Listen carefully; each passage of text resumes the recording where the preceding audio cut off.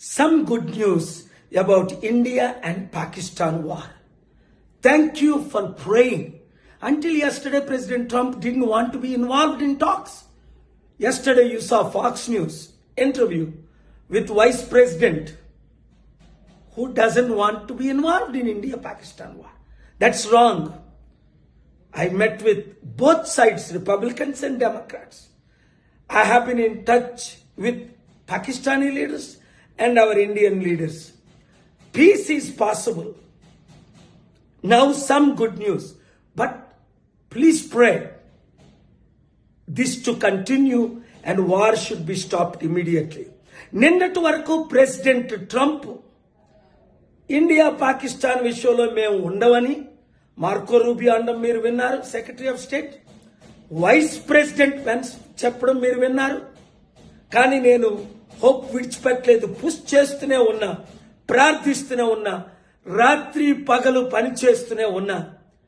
ఇప్పుడు అందరూ ఒప్పుకున్నారు యుద్ధం చెయ్యము అని అన్నారు, అంతే. యుద్ధం ఆగిపోయేటట్టు ప్రార్థించండి. ఇప్పుడు నేను ప్రయాణంలో ఉన్నాను ఈ శాంతి కొరకే. ఇండియన్స్ గమనించండి, యుద్ధం ద్వారా నష్టమే కానీ లాభం ఎవరికీ లేదు. ఇన్నోసెంట్ కుటుంబాలు చనిపోతున్నాయి, లక్షల మంది చనిపోతారు, లక్షల కోట్లు లాసు. అలాగని టెర్రరిస్ట్ మనల్ని అటాక్ చేస్తే మనం విడిచిపెట్టేదే లేదు. కనుక చాలా విషయాలు నేను మాట్లాడకూడని ఉన్నాయి, వాళ్ళతో మాట్లాడే. ఈ వీడియో అందరూ శాంతి కోరే వారందరూ శాంతి కొరకు మే 24 శనివారం 6 గంటలకు జిమ్ఖానా గ్రౌండ్స్ లో మీటింగ్. అలాగే ప్రపంచంలో ఉన్న 200 దేశాల్లో చర్చెస్, మార్క్స్, టెంపుల్, మాస్క్స్ అన్నిట్లో మీటింగ్ అవుతున్నాయి.